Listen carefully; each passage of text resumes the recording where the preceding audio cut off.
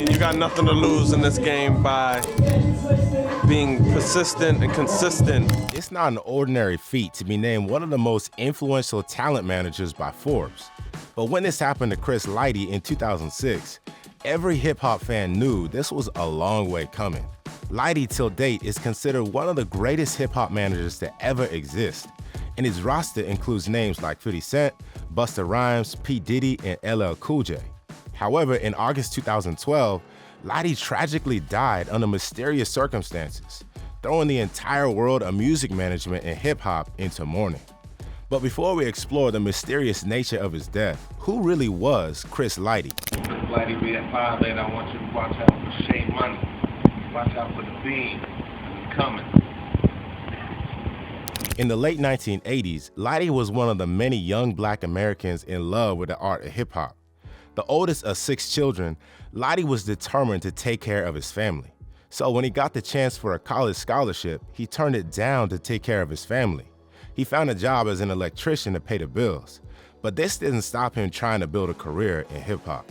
Every night, he would visit clubs and studios, attending parties, all in a bid to become a part of the hip-hop business. Finally, his hard work paid off and he was discovered by DJ Red Alert, before eventually landing a role as a road manager for the Jungle Brothers. Chris did such a good job with the Jungle Brothers that he landed a similar role with A Tribe Called Quest, whose 1990 debut album, People's Instinctive Travels in the Paths of Rhythm, got certified gold, which of course had this classic on it. Yes, you can. Can I kick it? Yes, you can. At this point, it was impossible to dispute the talent of Lighty after his success with A Tribe Called Quest, and this caught the eyes of Russell Simmons, who instantly offered him an internship at Def Jam Records. Being at Def Jam allowed him to learn in a structured environment, and he began to immerse himself in marketing and brand building. While working with Def Jam, he finally had the chance to work with Run DMC, Warren G, and a host of other rappers. But despite what Def Jam did for his career, Lighty couldn't stay there forever, and in 2000, he decided to venture out on his own. This venture led to the creation of Violator Management and Violator Records. And just because he had done so well in the past, all the top rappers flocked to his new label and management house. But what really did Chris achieve for these artists? Just 3 years earlier, Lighty single-handedly secured a Gap commercial for LL Cool J, before also securing an endorsement beverage deal for Busta Rhymes.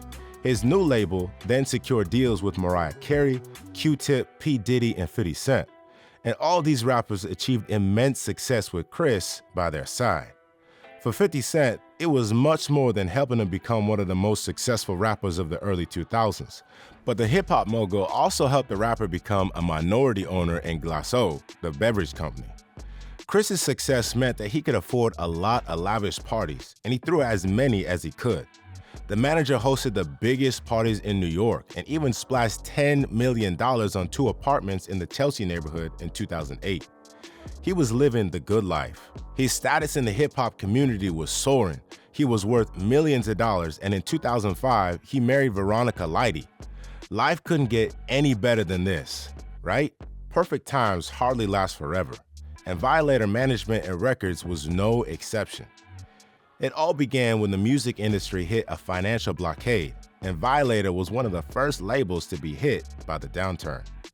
At almost the same time, Lighty got caught in a web of debts to the IRS, which reached around $5 million, and another debt of $50K to a bank. And to make things even worse, his wife, Veronica, filed for divorce. Chris's friends have reported that he became a different man after this, and the once bubbly man became a dark and quiet recluse. He was in love with her, and he just couldn't believe that she would leave him at his most difficult moment. Chris began to struggle. He was dealing with the cost of the divorce, the IRS, and a couple of debts. In meetings, he could be seen dozing off or distracted, a stark contrast to the man he was before. At some point, he even tweeted that the music industry was nothing but modern slavery. It was clear to his friends that Chris was dealing with depression, but they never imagined that he would take drastic decisions, such as ending his own life. But unknown to his friends, this case of depression was deeper than they imagined, because in June 2011, Chris secretly checked into a Connecticut hospital where he was treated for clinical depression. Unfortunately, this did nothing to help the music mogul. On the 30th of August 2012, things began pretty much the same way for the Lighty family. Chris and Veronica were arguing again, and his kids were caught in the crossfire. Later that morning, he drove Tiffany, his eldest daughter, to the airport and drove right back home instantly. And this is where the story starts to get a little sketchy. Chris arrived to find movers taking out every property in his house, on the orders of Veronica. Chris then walked into the house and another argument ensued between the couple. His wife refused to stop the movers, and seeing that he could not do anything to change her mind, Chris walked away. Then he got on the phone with his accountant, walked to the patio, and a single shot rang out. That was it.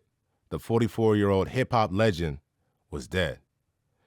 The authorities quickly swung to action, but despite the many inconsistencies in several accounts of what happened, the case was closed and ruled a suicide. But the question marks were too great to resist. Lighty's friends and family argued that Chris wouldn't do that, a speculation that even caused 50 Cent to hire a private investigator to investigate his death. Interestingly, the private investigators in charge of the case quickly discovered some shocking details about the mogul's death. Apparently, Lighty had decided to sell the property, but nobody knows for sure if he wanted to move on the day his wife brought the movers. Anyway, remember the huge fight that broke out after Chris arrived at the house? Well, the movers mentioned that the fight happened upstairs, and Veronica only came downstairs to inform them that Chris had shot himself. However, when the police arrived, his body was found in the backyard. To make matters even more complicated, Veronica's ex-husband turned out to be the first person on the scene. While there turned out to be no connection between Veronica's ex and Chris, his brother, Michael Lighty, has an even bolder theory. He says, "I believe that when Chris went to take his daughter to the airport, Veronica expected Chris to go from there to the office. She didn't expect Chris to double back and come back to the house. When Chris got there, I believe that he was like, 'There's no way you're going to put me out of this house that I paid for.' I believe that an argument took place, and I believe that my brother was shot and killed." Michael continued, "There's no ballistic tests on the gun, and Veronica's ex-husband happens to be the first guy on the scene. So if her ex-husband is the first guy on the scene, and she's saying she was the only one there, why wasn't their clothes, their hands tested to make sure this wasn't a murder?" 50 also, like almost every other rapper Chris worked with, couldn't believe that Chris would shoot himself.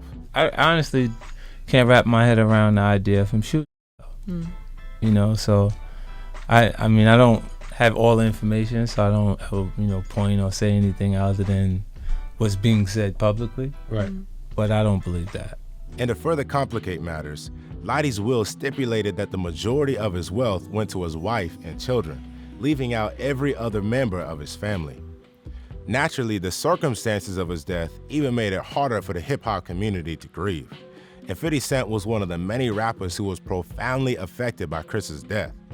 At his former manager's funeral, 50 led the group of mourners, and Busta Rhymes got really emotional while reflecting on how this loss affected him as a person and rapper.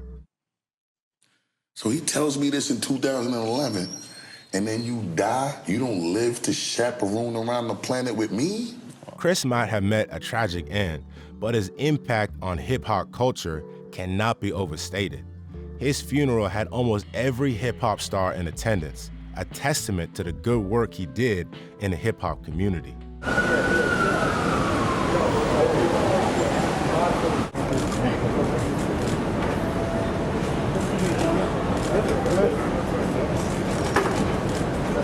But the same question still lingers several years after his death.